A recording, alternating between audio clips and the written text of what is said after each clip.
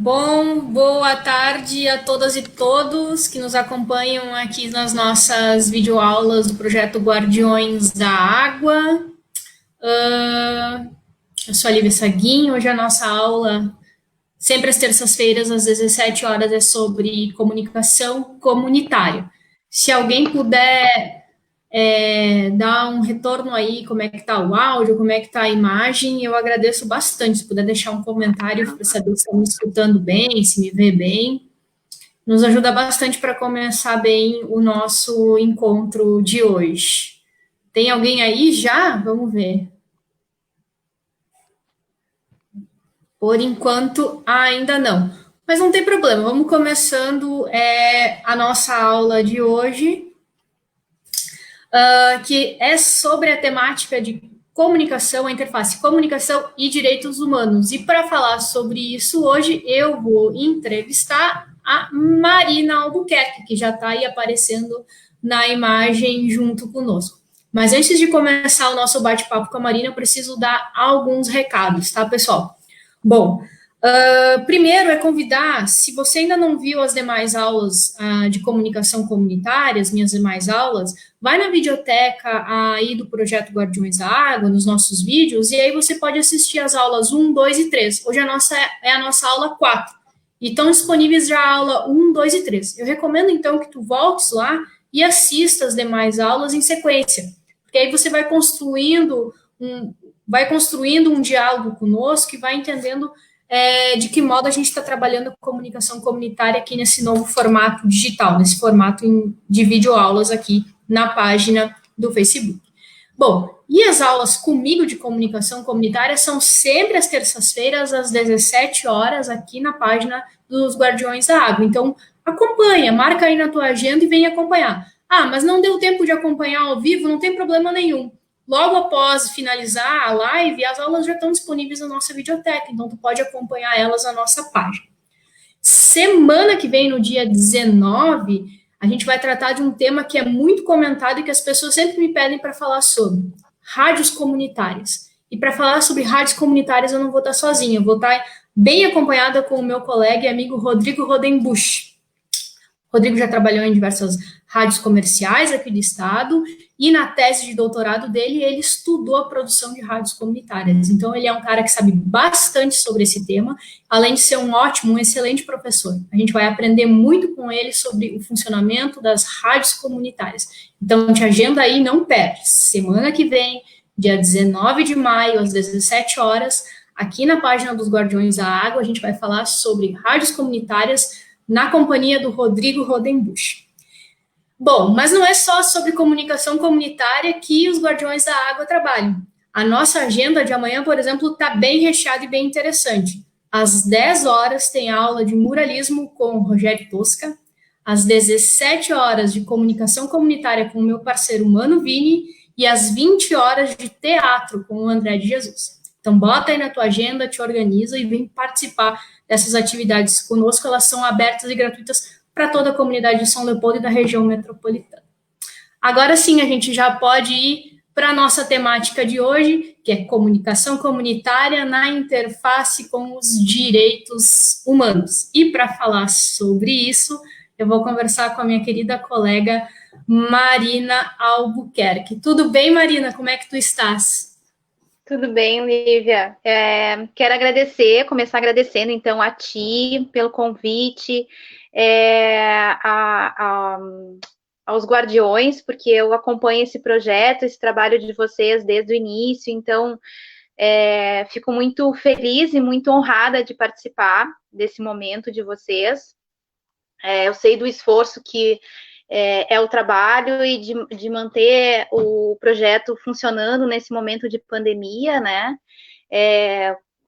Não só teu, mas também dos outros educadores de literatura, de muralismo, de fotografia, do hip hop, assim, vocês estão de parabéns.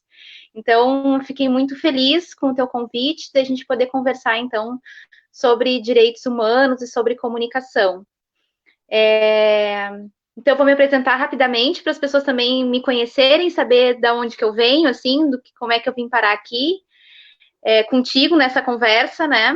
Então, nós somos colegas durante o período de formação da pós-graduação, né? Eu fui mestranda e doutoranda da Unicinos na área na ciência da comunicação. Então, concluí meus cursos no final, o curso do doutorado em 2018, então sou doutora em comunicação. Me formei na graduação também pela Unicinos, no curso de Relações Públicas, há bastante tempo, né?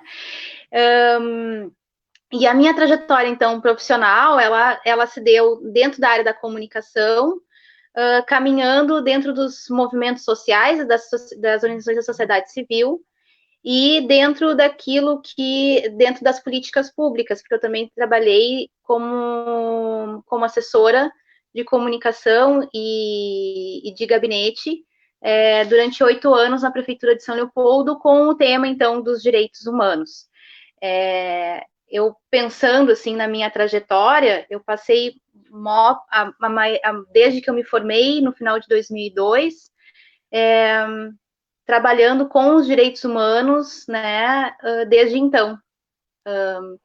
Nas organizações da sociedade civil aqui de São Leopoldo, como o SECA, que trabalha com a questão de gênero, né, com a questão da violência contra a mulher durante muito tempo, no Fórum Sul da BONG, que tem a BONG é dividida por regiões, eu fui trabalhar aqui na região sul, depois no PROAME, né, que é uma organização da sociedade civil também, que trabalha com a questão do direito humano da criança e do adolescente.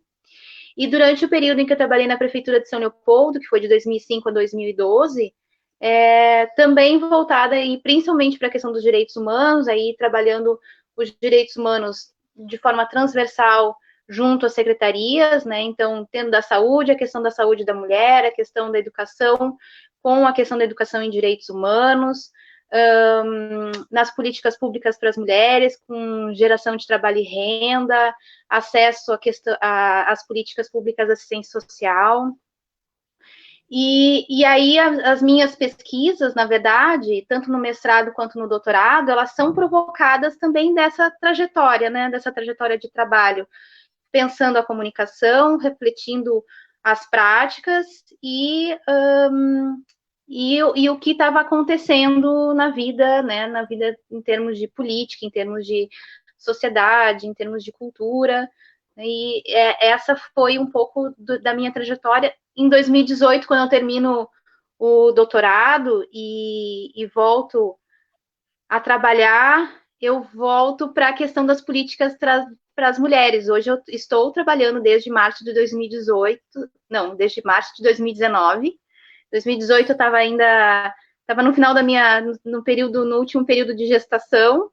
Então, eu fui ter meu bebezinho, meu filho, e aí depois curti o período de licença maternidade, e quando eu retorno, então, a trabalhar, retorno justamente para pensar a questão dos direitos humanos a partir dos direitos das mulheres, de pensar políticas para as mulheres.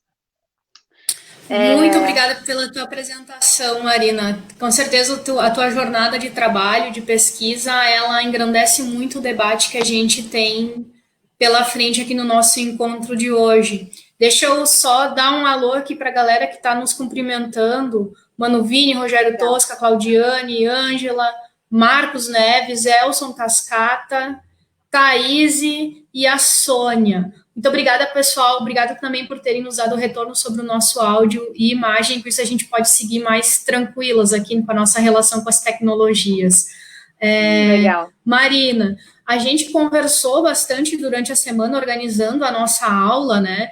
E eu, inclusive, deixei nos comentários aqui dessa postagem as referências do nosso bate-papo e aquelas referências mais básicas, assim, os autores que perpassam tanto aquilo que eu debato, né, na interface comunicação e direitos humanos, quanto tu também, né, no teu trabalho. Então, para quem está interessado, eu coloquei aqui na tela, ó, pessoal, tá nos comentários. Então, tem pelo menos legal. Aí, tem 1, 2, 3, tem 4 livros, tá? A Era dos Direitos, do Dom Humberto Bobbio, Cidadãos do Mundo, da Adela Cortina, Direitos Humanos e Democracia no Brasil, do Solon Viola, que é uma recomendação da Marina, inclusive, para quem pensa, para quem quer trabalhar com a questão dos direitos humanos. E 2 livros que a gente não vai poder se aprofundar muito, a gente vai ter que tratar deles um pouco mais en passant aqui na nossa conversa, mas não é por falta de vontade, mas senão por falta de tempo mesmo, que são 2 livros da Hannah Arendt, tá? São as Origens do Totalitarismo e A Condição Humana. Belíssimos, mas eles requerem um esforço, um aprofundamento de tempo que a gente não tem na nossa conversa aqui só de 1 hora, mas fica a nossa recomendação para quem está estudando esse tema, para quem se interessa por esse tema, que vá pesquisar e que vá ler Hannah Arendt, porque vai abrir uma infinidade de possibilidades para pensar os direitos humanos dentro do contexto contemporâneo. E eu também deixei como recomendação, e aí foi uma pesquisa minha, não troquei essa ideia com a Marina, mas eu acho que ela vai gostar, que é a Revista Interdisciplinar de Direitos Humanos, organizada pela Unesp. Eu recomendo que vocês acessem a edição de julho e dezembro de 2017, que é um dossiê. Dossiê, Direitos Humanos, Ética e Democracia em Tempos Sombrios. Eu acho que é uma temática e uma edição importantíssima, inclusive para tratar de acontecimentos e de coisas que nós estamos passando nesse momento recente, nesse momento atual de pandemia e nesse conjunto político, nesse conjunto ético que a gente vem vivendo, que é um conjunto de crise bastante agravado, né, por questões referentes, inclusive, à nossa frágil democracia.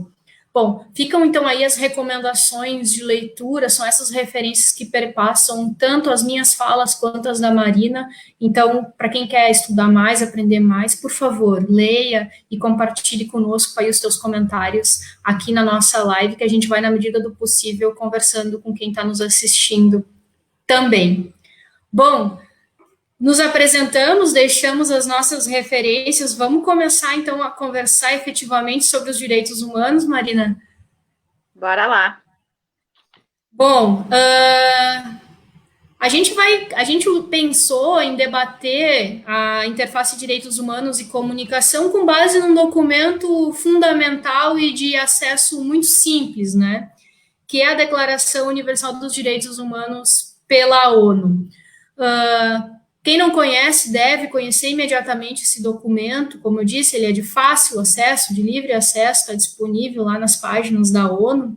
E é um documento bastante interessante porque está organizado em artigos e aí a gente pode ir pontuando artigo a artigo, dependendo do tipo de discussão que nos interessa debater. E eu te pergunto, Marina, afinal, o que a Declaração Universal dos Direitos Humanos assegura? Eu acho que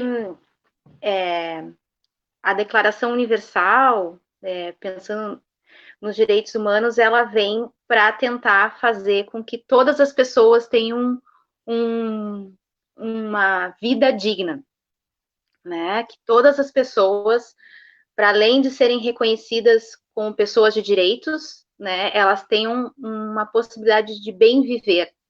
E isso me faz lembrar bastante do Solon Viola, porque ele ressalta isso muito nas falas dele e na escrita dele. Então, acho que é essa tentativa de, num documento assinado por muitos países, por muitas nações, né, que eles, então, busquem uma forma de que todas as pessoas sejam reconhecidas como de direitos e que elas possam ter um bem viver. Eu acho que, para além de uma questão normativa, os direitos humanos, eles podem vir numa concepção e numa perspectiva de cultura de direitos, né, e numa cultura de direitos humanos, na verdade, que isso, que ela vai ser construída num contexto social, que vai ser construída num contexto histórico, né, que eles podem ser alterados em função das suas correlações de força que rege uma sociedade, mas que eles precisam, então, estar num lugar da cultura, né, que é como que as pessoas vão viver em sociedade. E como é que a gente pode pensar, por exemplo, no campo das ações de governo, modos de pensar e agir com base nesse documento, que é um documento de acesso universal, que é um documento de amplo conhecimento, ou dentro das perspectivas em que tu trabalhas, que tu já trabalhou, como a gente pode se inspirar nesse documento para pensar ações? Então, eu acho que a ideia de uma cultura de direitos humanos, ela perpassa para que os governos, então, né, eles assumam esses compromissos diante da sociedade, assumam esses direitos como parte das suas constituintes, como é o caso da nossa Constituinte de 88, que foi considerada a Constituição Cidadã, né, que foi todo um processo para que ela existisse e que o país, então, passasse por um processo de democratização, e como tu disse, a gente percebe o quanto frágil ainda é a nossa democracia, e que, então, esses governos, eles possam incorporar dentro daquilo que são as políticas públicas, né, e transformem isso em ações que são executadas, que são vividas nas cidades, onde as pessoas vivem, né, que é essa questão de conseguir enxergar os direitos concretizados na vida das pessoas, nas nossas vidas. Quer dizer, não basta a gente entender e dizer que nós temos o direito ao voto. Além de votar, a gente tem que ter a gente pode ter uma participação política, né? E como que essa participação política, então, pode se dar? Pode ser dentro das associações de moradores, né? Vivendo na sua comunidade, vivendo no seu lugar de experiência de vida. Pode ser participando dos partidos políticos, pode ser participando das associações outras da sociedade civil.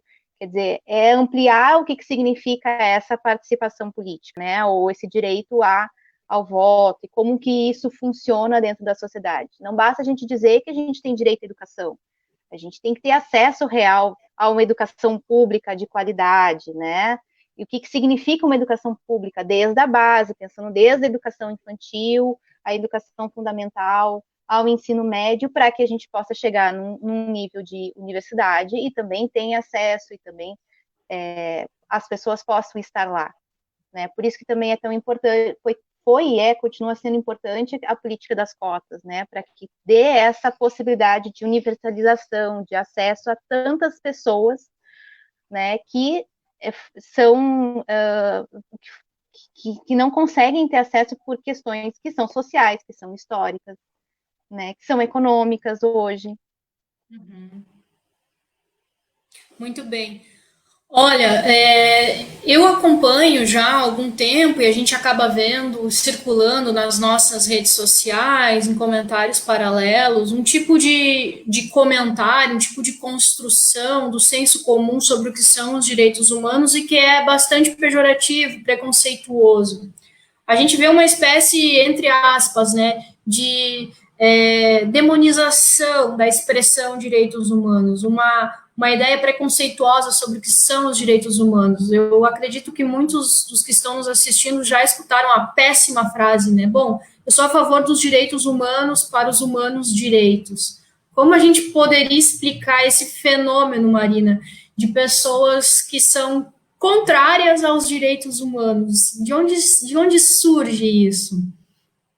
Então, Lívia, me parece que isso surge justamente antes do processo de redemocratização do país, quando, na verdade, se criminalizava quem lutava pela democracia, né? E que os direitos humanos, como o trabalho importantíssimo que é da Anistia Internacional, por exemplo, que foi de tentar, e aí outros movimentos, o próprio Movimento Nacional de Direitos Humanos, ele também, né, vem a partir desse processo de democratização e redemocratização do país, de buscar os direitos das pessoas, porque estavam lutando por essa democracia de novo, né, pelo direito, pela liberdade de expressão, pela liberdade de se reunir nos coletivos, né.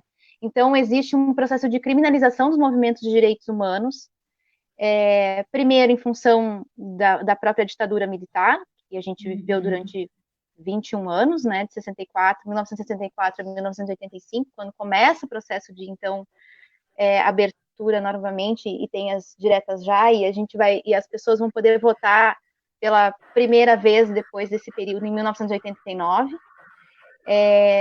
Isso vem por um processo de criminalizar os movimentos sociais de uma forma geral, assim, né? Que isso, então, então a criminalização existe também com movimentos que são fortes no país, como o MST, né? Então, essa frase dos humanos direitos para direitos humanos para humanos direitos também tem a outra, né? Que bandido bom é bandido morto, né? Então, é isso, é uma criminalização dos movimentos sociais como um todo. Bem, quem são os humanos direitos, então, né? Vamos questionar, assim, porque aí, durante um período recente, nós vimos, por exemplo, linchamentos públicos, né? Porque então essas pessoas não teriam direito à justiça, e eu acho que essa é uma questão importante, porque hoje muitos dos movimentos de direitos humanos, eu lembrei agora de um deles que eu pesquisei durante o mestrado, que é o Conectas, eles trabalham, por exemplo, com a violação de direitos humanos da população carcerária. Porque o que acontece? As pessoas entendem que, em função dessa população, ou dessas pessoas, terem cometido crimes, né? Então elas não teriam mais direito, mas os direitos humanos, e a Declaração dos Direitos Humanos vai dizer isso, que todas as pessoas têm direito à dignidade. Então, mesmo que eu esteja em dívida com a sociedade de uma forma de justiça, né? Isso não tira de mim o meu direito à vida, o meu direito à dignidade. Então, eu preciso pagar o meu crime, e eu não estou dizendo nada ao contrário disso, e aí eu acho que os militantes de direitos humanos que trabalham com essa população entendem dessa forma, que, bom, ainda que essas pessoas estejam em dívida, elas precisam pagar essa dívida de uma forma digna, que haja justiça, então elas precisam ter acesso à justiça, né? Então, por isso eles têm um defensor público, eles precisam, quer dizer, precisam estar num lugar que eles possam ter saúde, por isso que, na verdade, também agora no momento do Covid-19, muitos estão tendo que fazer se manter em casa, né, também. Então, enfim, essa ideia de direitos humanos para humanos direitos, ou bandido bom é bandido morto, e é uma forma de criminalizar os movimentos sociais de direitos humanos, de violar também essa questão da dignidade humana, né, da vida das outras pessoas. E é questionável, quer dizer, quem são os humanos direitos, afinal de contas, né?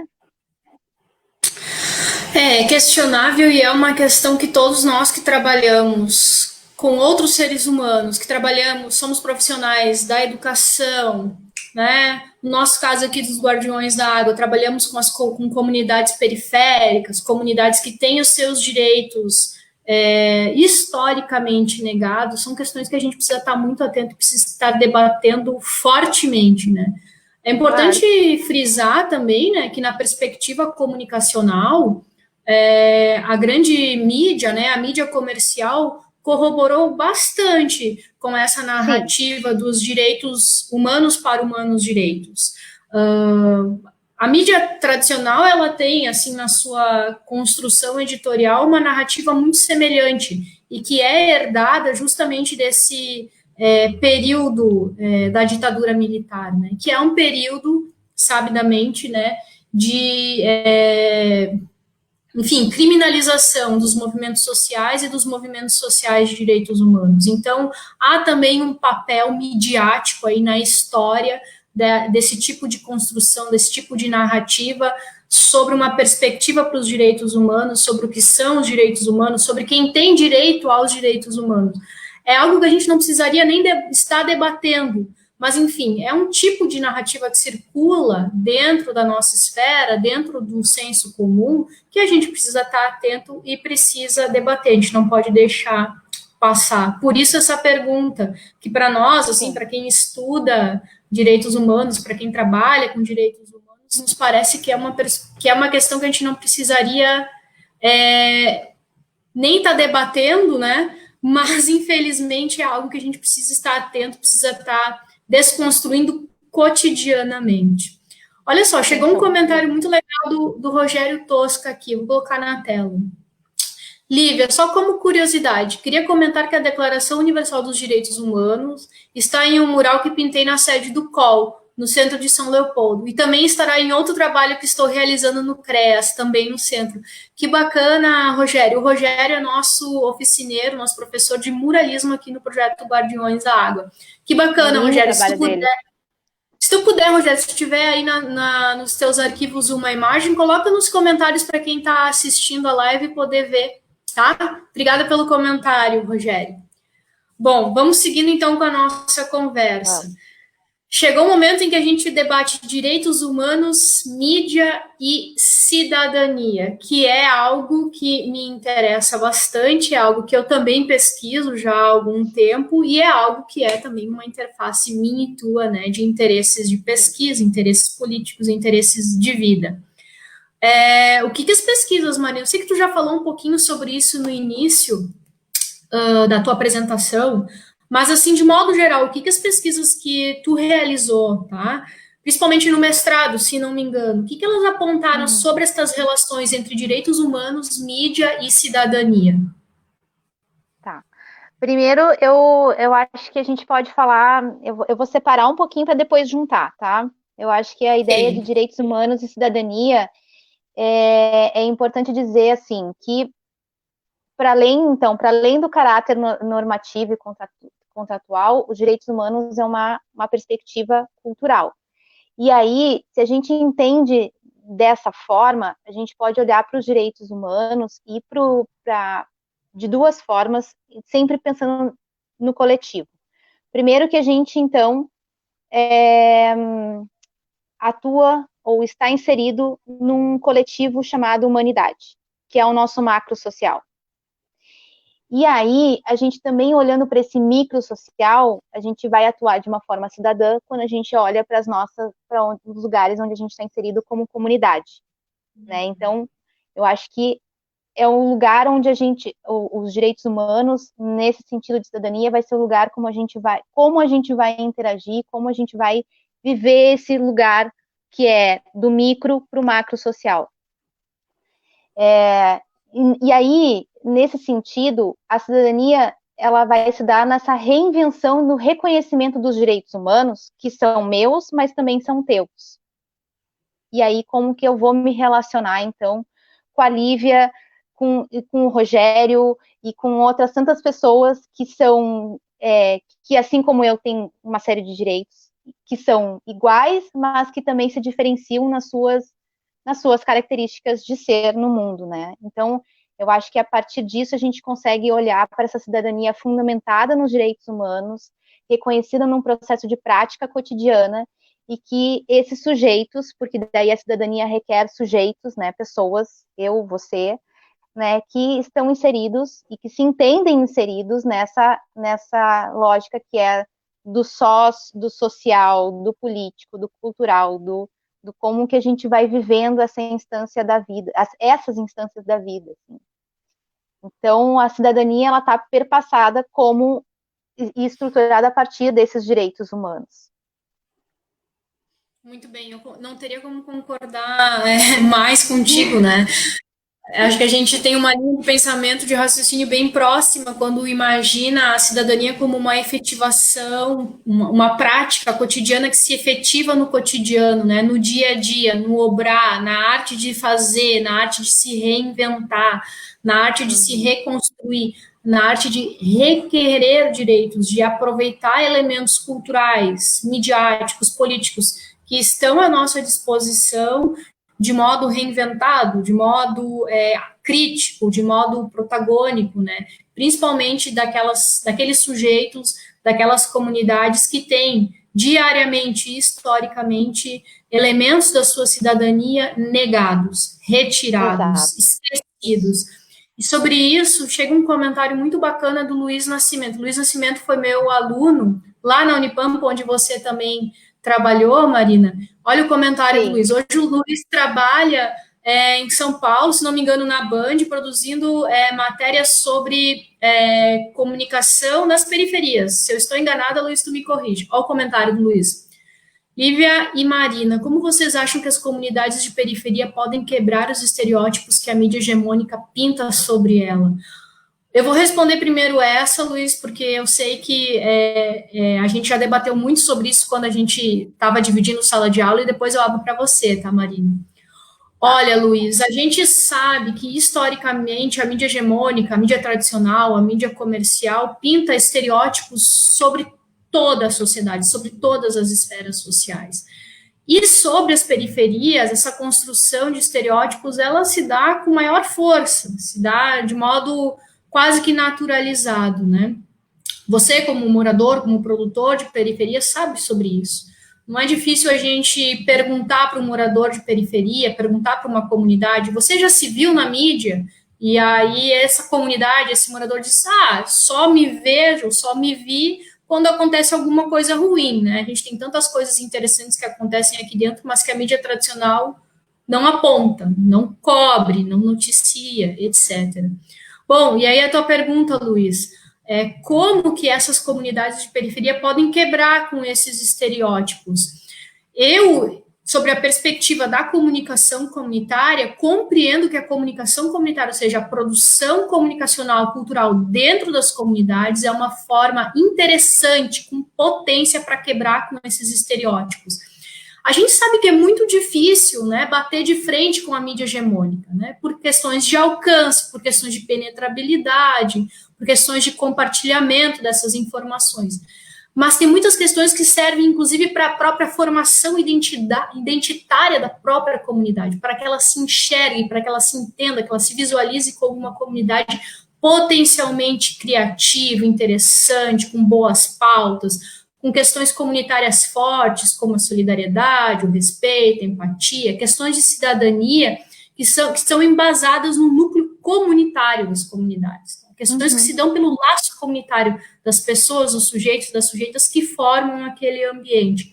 Então, eu acredito que a construção comunicacional e cultural é um braço forte da quebra dos estereótipos, para bater de frente, para requerer direitos, não só nos espaços midiáticos, mas também nos espaços políticos, nos espaços culturais, nos espaços de possibilidade de construção de pautas para essas comunidades. Requerer e reelaborar planos de vida, que é o meu entendimento sobre um conceito para cidadania comunicativa, né? A ideia de usar a comunicação, usar dos artefatos das produções culturais para requerer e reelaborar planos de vida, seja na esfera pública, na esfera política, na esfera cultural, na esfera comunicacional. Essa é a minha ideia, Luiz. Vamos escutar o que a Marina pensa sobre isso. Não, eu não responderia melhor. Eu acho que é isso, é elaborar a partir da própria realidade da comunidade, a partir do seu lugar, produtos comunicacionais, né? É fazer a disputa política na esfera pública, na esfera, né? Que é onde, na verdade, a gente tem condições de dar voz, né? Eu acho que para que a mídia hegemônica não vai abrir o espaço por bondade, né? Então, acho que justamente por entender também a relação da mídia com a cidadania e da cidadania comunicativa, que aí a Liv e eu, a gente vai também buscar as pesquisas nesse lugar, que é importante, né, de pesquisa, fazer a comunicação a partir das periferias, dos coletivos socioculturais, pensar esses processos a partir do local, da comunidade. Olha só, o Luiz me respondeu, ele disse assim, hoje estou trabalhando na agência Mural, a primeira agência de jornalismo das periferias. Lá a gente tem parceria com alguns veículos da mídia tradicional, Band, Folha, CNN e outras. Luiz, que bacana, muito bom. Ótimo. Seja sempre muito bem-vindo aqui participar dos nossos encontros, fico muito feliz. Bom, seguindo, tem mais uma pergunta que eu acho que é interessante, Marina, para nós, eu acho que se encaixa bem com o nosso bloco de debate de agora, é da Camila, vou colocar aqui na nossa tela. Gurias, vocês acham que os direitos humanos dependem mais da ação dos movimentos sociais ou da implementação de legislação sobre eles? Posso começar, então, dessa vez? Assim, eu acho que os direitos humanos, eles só existem e eles vêm num processo de existência e de avanço deles porque existem movimentos sociais e pessoas que lutam por eles. A legislação, ela só vai existir porque existiram pessoas que lutaram para que aqueles direitos, ou que aqueles direitos fossem reconhecidos. Né? A gente ter o direito hoje à liberdade de expressão, ou as liberdades individuais, é porque em algum momento nós não tínhamos esses direitos. A gente ter direito à cultura, à educação, ao desenvolvimento social, à proteção do meio ambiente, é porque em algum momento essas coisas não existiram. Os movimentos sociais são, no meu entendimento, extremamente essenciais para que a gente possa ter uma sociedade mais justa e melhor para todas as pessoas, sem sombra de dúvida. E claro, eu parto de uma perspectiva de movimentos sociais, pensando nesses movimentos que estão buscando realmente uma sociedade mais justa e mais igual, equitativa, que busca uma vida melhor para todas as pessoas. Tem movimentos sociais que podem ser questionáveis, assim, que não é essa a tentativa e nem a prática deles, que vão dizer que direitos é que tem direito a direitos humanos, né?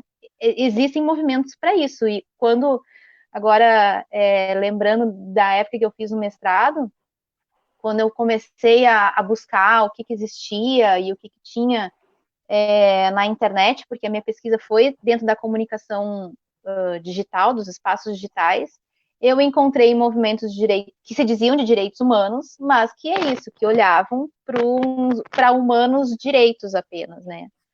Enfim, mas eu acho que sim, os movimentos sociais que buscam uma sociedade mais justa são aqueles que realmente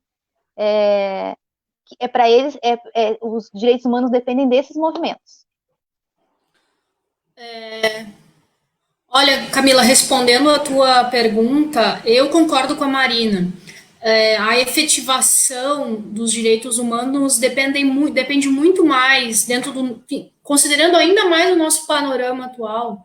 A efetivação dos direitos humanos depende muito mais do trabalho histórico de longa data dos movimentos sociais dentro do contexto brasileiro do que qualquer outorga legal, a gente poderia dizer assim. Né? Essa outorga legal, né, a Constituição de Declarações, a nossa Constituição, que é também fundamentada, assim como as constituições de outros países, né, com democracias recentes, são fundamentadas na Declaração Universal dos Direitos Humanos.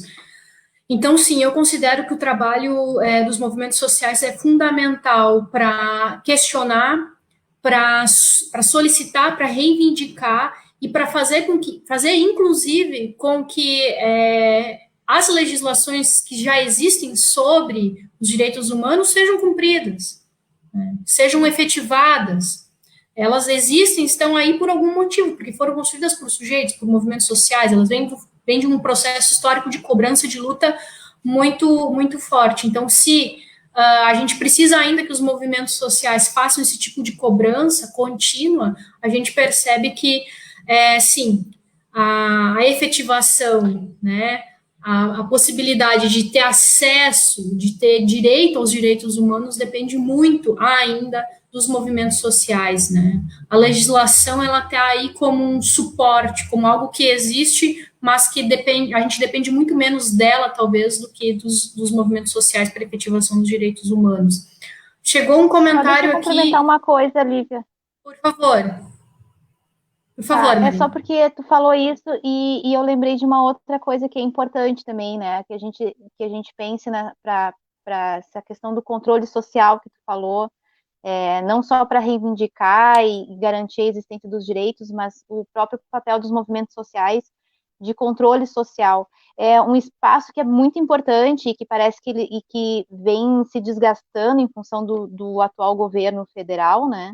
São os espaços de conselhos, porque são os conselhos também que têm esse papel e que eles são constituídos pelos movimentos também, das organizações da sociedade civil que trabalham com os direitos das pessoas, com os direitos humanos, e que tem um papel essencial, não só de ajudar na questão de pensar como se tornar políticas públicas, mas também de fazer esse controle, de cobrar dos governos municipais, estaduais e do próprio federal a existência dessas políticas públicas, né? Bom, eu concordo contigo, Marina. Vamos seguir com o nosso debate, porque senão a gente vai se alongar. Tá chegando tantos comentários bacanas aqui. Eu vou largar mais um ponto de debate, aí eu puxo alguns comentários aqui que chegaram para o nosso momento aqui de debate sobre direitos humanos, mídia e cidadania. A gente pode dizer, Marina, já sei a tua resposta, mas que a gente discuta isso aqui publicamente. A gente pode dizer que as mídias têm papel decisivo na efetivação dos direitos humanos? Se sim ou se não, como? Então, eu acho que as mídias têm papel importante porque todas essas mídias atravessam as nossas vidas, né? Então, para a efetivação dos direitos humanos, para que a gente possa entender o que são os direitos humanos, para que a gente possa se ver representada nas mídias, né? A gente precisa delas. Como? Eu acho que o como é amplo, e aí a gente tem que pensar, por exemplo, em políticas de políticas públicas de comunicação, né? Quer dizer, as mulheres e os homens negros se verem representados nos programas, por exemplo, não só quando eles atuam nas novelas, por exemplo, nas periferias ou fazendo trabalhos de motorista ou empregadas domésticas, né? A gente pode discutir assim amplamente. Eu acho que a imprensa, de uma forma geral, o papel dos jornalistas também, né, é fundamental para que a gente possa ver a efetivação dos direitos humanos na mídia, né? É importante que as pessoas possam ter a sua se ouvir, né? Quer dizer, quando o teu aluno, o Luiz falou sobre a questão de ver as periferias representadas na mídia hegemônica, é isso, é a efetivação, de fato, dos direitos humanos, quer dizer, não é só em situação de violência, não é só em situação de precariedade, é mostrar de outra forma também essa vida das periferias. Quando a gente tem o direito de receber informações e também fazer uso dessas informações e se apropriar desses espaços midiáticos, eu acho que isso tudo são fundamentais para a questão dos direitos humanos, né? Se a gente compreende que dentro dos direitos humanos existe, por exemplo, o direito à comunicação, quer dizer, a efetivação deles se dá também nesse espaço. E aí os meios são muitos hoje, né? A Marina fala sobre o direito à informação e à comunicação, né? É importante lembrar que o artigo 19 da Declaração Universal dos Direitos Humanos é bastante enfática quanto a isso. Ela diz que a gente tem direito, todo ser humano tem direito à liberdade de opinião e expressão. Este direito inclui a liberdade, sem interferência, de ter opiniões e de procurar receber e transmitir informações e ideias por quaisquer meios, independentemente de fronteiras. Bom, aí a gente pode entrar em outro debate, né? Bom, nós temos o direito a ter opiniões, a receber informações, a procurar informações de diferentes ordens, mas eu acho que nos interessa também debater, e aí a comunicação comunitária entra nesse debate, que somente a esfera do acesso não é suficiente em termos de cidadania. É importante, além do acesso às informações, o acesso à produção comunicacional. E aí também a gente volta ao que o Luiz nos provocou, né? A produção comunicacional Claro. faz parte desse processo de apropriação, de produção, de autoconhecimento, de autogestão comunitária, de autogestão periférica sobre questões relacionadas à cidadania. Faz muito tempo já que pesquisadores, principalmente dentro do contexto da América Latina, vêm debatendo e apontando que comunidades, sujeitos, né, geralmente aqueles que têm os seus direitos negados, a partir do momento que começam a produzir comunicacionalmente, não é só sobre comunicação que esses sujeitos e essas comunidades aprendem, eles aprendem sobre outras coisas também, eles aprendem sobre gestão pública, aprendem sobre política, aprendem mais sobre a sua própria cultura, aprendem sobre a sua própria comunidade, aprendem sobre economia, aprendem sobre direitos internacionais, sobre direitos humanos, etc, etc, etc. A comunicação, então, ou seja, a produção comunicacional também atua aí como uma interface entre vários saberes, né, proporcionando a construção de saberes sobre diversas áreas do conhecimento. Então, há aí um espaço para pensar como a comunicação, e aí a gente trabalhando aqui na nossa aula, nos interessa mais ainda debater como a comunicação produzida dentro das comunidades colabora, corrobora com a produção de conhecimento e busca, inclusive, pelos direitos humanos. Sobre isso chegou um comentário muito bacana aqui da Thaís. Eu vou colocar o comentário, Marina, é um comentário extenso, mas acho que vale a pena a gente ver. Complementando o comentário do Luiz, né? Uma experiência minha. Trabalho em um coletivo de comunicação comunitária em Santa Maria, aqui no Rio Grande do Sul. E todos os nossos trabalhos são voltados a comunidades periféricas do município. Por exemplo, oficinas de comunicação e produção audiovisual em escolas da cidade. O último trabalho foi um documentário da presença indígena em Santa Maria. Acredito que cabe também à sociedade e aos profissionais da comunicação buscarem essa quebra de estereótipos com os meios de comunicação alternativos. Eu imagino que é esse o comentário. Muito bacana essa experiência da Thaís, e sim, cabe também a todos nós que atuamos na mídia como profissionais da mídia, seja na mídia hegemônica ou em mídias comunitárias, buscar alternativas para a construção comunicacional e cultural das comunidades e dos espaços nos quais a gente está inserido. Thaís, por favor, coloca nos comentários aí para nós o endereço desse espaço para a gente saber de quem você está falando e também para as demais pessoas que estão assistindo a live conhecerem esse trabalho que parece ser muito bacana. Tu ias falar alguma coisa, Marina, eu te interrompi.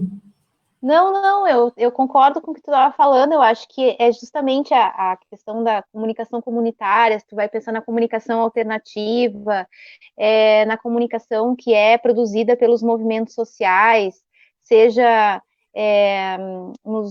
nas redes sociais ou em outros espaços digitais, são importantes justamente porque eles trazem, a partir do seu lugar de luta, para o espaço público as suas demandas e a partir da construção deles, né, desses saberes, como tu mesmo falou, vem para o espaço público não mais a partir de um lugar hegemônico, mas justamente para fazer a ruptura desse lugar. E é no espaço público que a gente consegue fazer essa discussão e consegue fazer as reivindicações e consegue demandar a questão dos direitos, né? Não é no espaço privado, é no espaço público.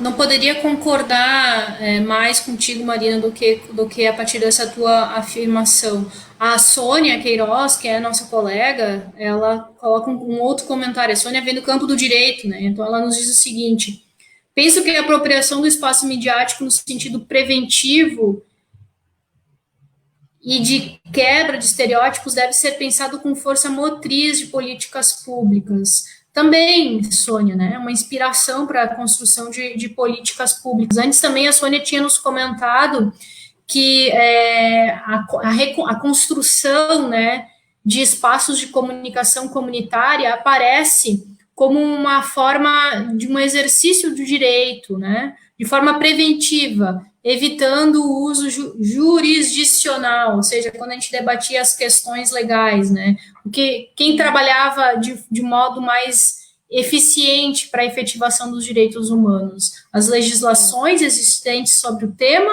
ou os próprios movimentos sociais, que era o que eu e a Marina estávamos debatendo até pouco tempo atrás? Obrigada pelos comentários de todos, pessoal. Está muito interessante essa interação com vocês, inclusive que vem vindo de diferentes partes aí do país, né? Minas Gerais, São Paulo, centro do estado, está muito interessante.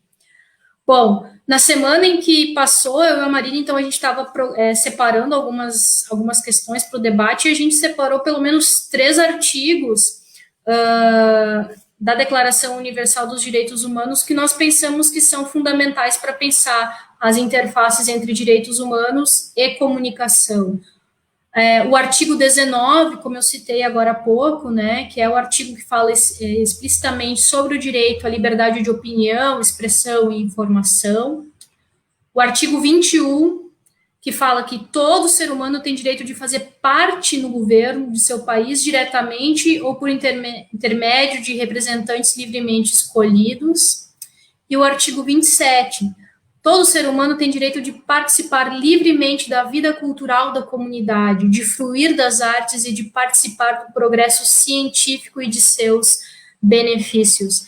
Nós imaginamos que esses 3 artigos, eles falam muito, inclusive, sobre o nosso momento atual, um momento de crise humanitária, de saúde pública que a gente vem passando dentro desse momento de pandemia, e eles nos dão uma espécie de guia geral para pensar quais são os direitos efetivamente que nós temos, que nós devemos pensar sobre eles, que nós devemos debater publicamente sobre eles, e muito importante, dentro de processos, dentro de experiências, de núcleos de comunicação e de educação, a gente deve ter eles sempre como ideias mediadoras, ideias norteadoras para debater as nossas próprias práticas, nossos próprios processos formativos, para debater a nossa produção comunicacional e cultural.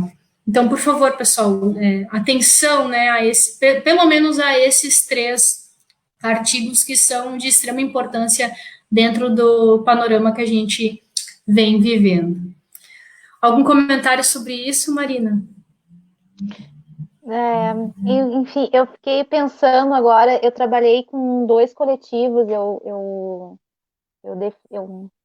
construí durante a pesquisa do doutorado uma noção de coletivos sociocomunicacionais, e os 2 de Porto Alegre, os 2, pelo que eu acompanho hoje, eles não estão atuando mais como atuavam antes, há uns anos atrás, e eles têm essas questões do direito, do direito humano a partir do olhar do direito ao lazer, do direito à cultura, né? Eles faziam essa luta muito forte em Porto Alegre, do direito à mobilidade urbana, então pensar também antes, quando eu falei que a gente vivia as questões concretas da vida e sentia a questão das políticas públicas nas cidades, porque às vezes a ideia das políticas públicas fica muito etérea, assim, né? Quer dizer, a gente, e da questão dos direitos também fica muito, então a gente tem direito à educação, mas como que se efetiva isso numa política pública, né? A gente tem direito à cultura, como que isso se efetiva realmente numa política pública? Como que a gente vivencia isso de fato na vida concreta? E eu acho que esses coletivos, eles apontavam isso muito fortemente em Porto Alegre, porque eles atuavam em Porto Alegre, né? Quer dizer, nessa questão de eu poder ir e ocupar o espaço público do parque, e ter um lugar seguro, né, bem iluminado, que eu possa ter contato com a natureza, eu poder, e aí pensar então nos espaços públicos aqui de São Leopoldo, né, eu ter um parque como o Parque Imperatriz, que permite a gente ter trilha, que as pessoas podem chegar, podem fazer podiam, né? Em tempos de Covid-19 as pessoas não podem mais, mas é isso, de poder ter acesso ao parque, de poder fazer o seu final de semana, tomar o seu chimarrão lá e saber que é um espaço que foi recuperado, criado e é público e é bem cuidado para que as pessoas possam ter acesso a esse espaço. A gente ter música, ter teatro, ter de forma de qualidade e de acesso, né? Quantas pessoas agora olhando para essa situação, quantas pessoas estão vivendo numa situação de vulnerabilidade muito grande em função de que a cultura não pode se movimentar, né? Os artistas, sejam do teatro, sejam da música, nesse momento estão numa vulnerabilidade social. Então é isso, assim, a gente conseguir se dar conta que a gente vive essa vida concreta das políticas públicas que é vivenciada e do que se entende dos direitos humanos, né? E se tu olha para uma cultura, quer dizer, de direitos humanos, que é de poder viver todas essas coisas e da forma que a gente se relaciona, então, com o mundo e com o outro, o quanto a gente está sendo privado nesse momento e o quanto as pessoas são privadas, na verdade, de uma forma geral, no dia a dia. Exatamente. Aproveitando o gancho, né, da fala da Marina, o próprio projeto Guardiões da Água, ao abrir um leque, né, de atividades e de propostas de formação e de educação sociocultural, socioambiental, se coloca também como um vetor de produção de conhecimento, de produção de acessos, né, de entradas, de caminhos para a efetivação de direitos que deveriam ser, mas não são, assegurados por diversas legislações, tratados, etc. A gente tem, né, no nosso projeto, então, oficinas de teatro, de música, de muralismo, de grafite, de fotografia, de dança, aqui na minha aula e de mais outros 2 colegas, de comunicação comunitária, né? Então, o projeto, ele está alocado dentro de um prisma de educação socioambiental, ou seja, a formação de sujeitos e de comunidades que entendem o seu espaço comunitário, periférico, como um espaço de atuação também política e voltado à preservação ambiental. E é um projeto vinculado principalmente com as ODS da ONU, né, que são os 17 Objetivos de Desenvolvimento Sustentável, traçados até 2030, para que todas as sociedades tenham um melhor espaço, melhores condições de vida, ou seja, respeitando questões legais, questões ambientais, saneamento, abastecimento de água potável, questões muito básicas, né? Então, poderia traçar aí um paralelo bastante próximo, né, do nosso próprio projeto, próprio escopo do projeto Guardiões da Água com os direitos humanos, né? A educação socioambiental, faz parte de um amplo conjunto de direitos humanos, né? Tem até um dos artigos da Declaração Universal dos Direitos Humanos fala, né, sobre o direito de todos os seres humanos, independente de qualquer questão, de ter, então, saúde, bem-estar, alimentação de qualidade, vestuário, habitação, cuidados médicos, serviços sociais, indispensáveis à sua segurança, ao seu bem-estar, à sua vivência numa sociedade digna, né? Então, eu acho que o nosso próprio projeto, dentro das oficinas que oferece e aos espaços da cidade que oferece, também se coloca como um projeto de ação, de atuação voltados ao estabelecimento, à efetivação da conquista, né? E exercício dos direitos humanos. Não é tanto a minha área de debate, mas eu acho que a gente pode pensar por aí também, né? Um trabalho desenvolvido dentro da Prefeitura de São Leopoldo, em parceria com o SEMAI e com a Secretaria de Cultura. Isso aí. É por aí mesmo, Marina? É por aí, é isso. E é a vida concreta das pessoas, né? Quer dizer, essa parte da formação do que significa o projeto Guardiões da Água é vivenciado e experienciado pelas pessoas que vivem na cidade e que têm acesso a essa política pública, né, a esse trabalho que está sendo feito por vocês. É isso aí. Que bom. É disso então que eu me preparei bastante para essa aula, viu, Marina?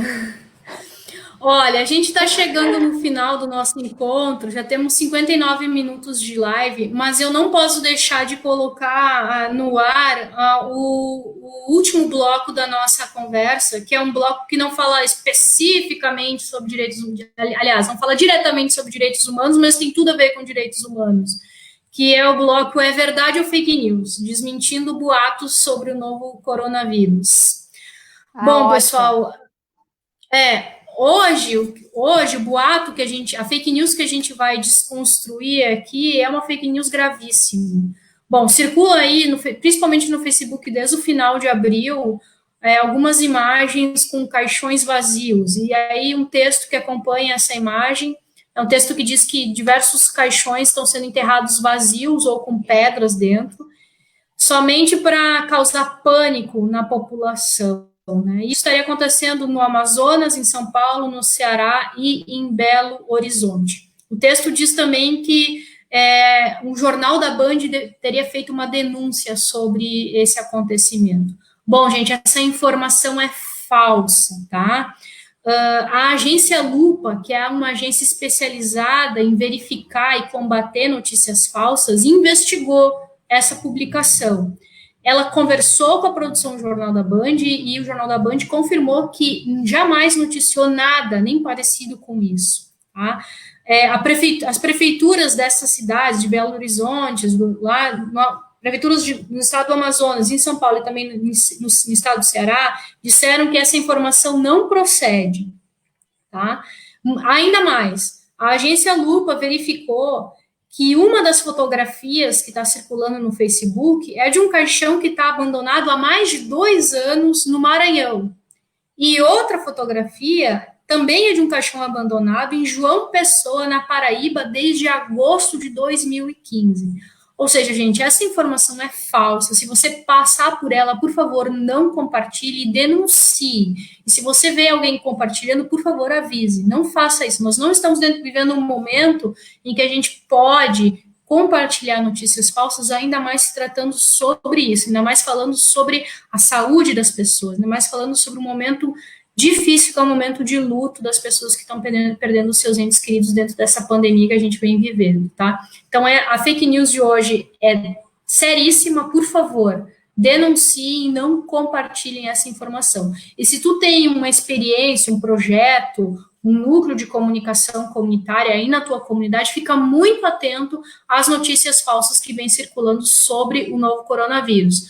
Saiu hoje, tá? Hoje, 12 de maio, ao meio-dia, no BuzzFeed News Brasil, uma notícia dizendo que um grupo de cientistas brasileiros, formado por pesquisadores da Unicamp e pela Universidade Federal de Minas Gerais, já receberam mais de 60 mil informações falsas sobre o novo coronavírus.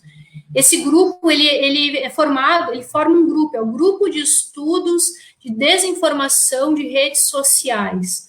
E aí eles estão dizendo, bom, gente, há uma avalanche de informações falsas sobre o novo coronavírus e a gente precisa estar muito atento.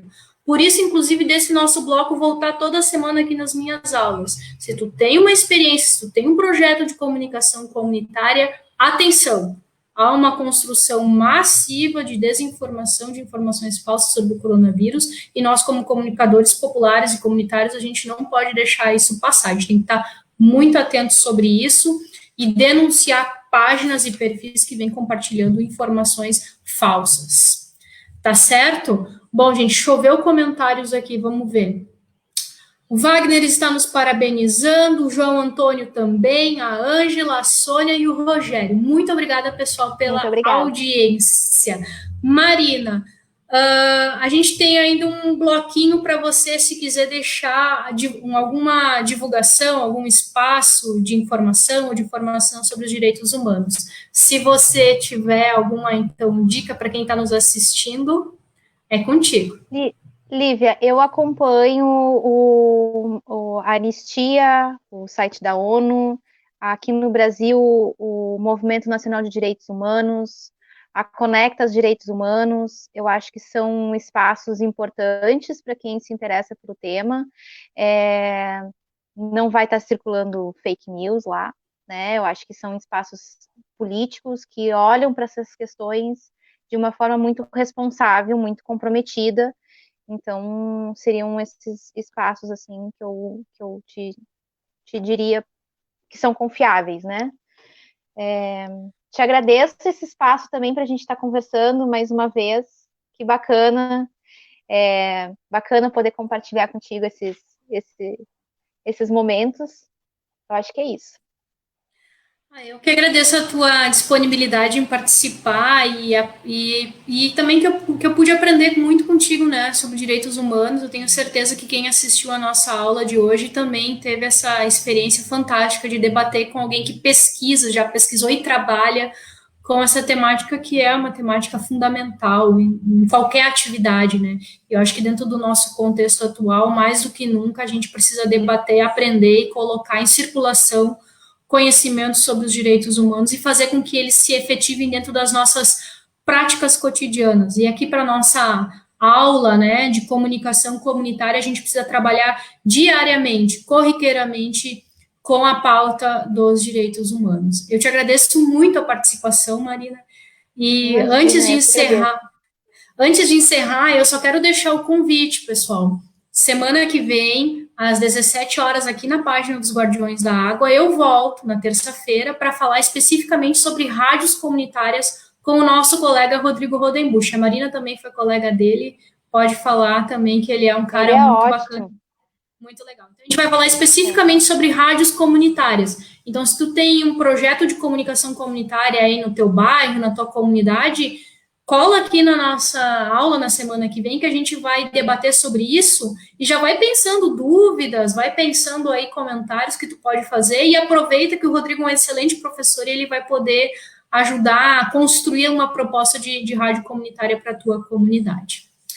Bom, então a gente vai ficando por aqui, pessoal. Eu novamente agradeço a participação da Marina, agradeço Agradeço. muito a participação de todo mundo que assistiu, comentou e interagiu aqui conosco. E o nosso último recado é: se puder, fique em casa, se cuide. E Fique em semana casa. que vem a gente volta com outras atividades aqui do nosso projeto.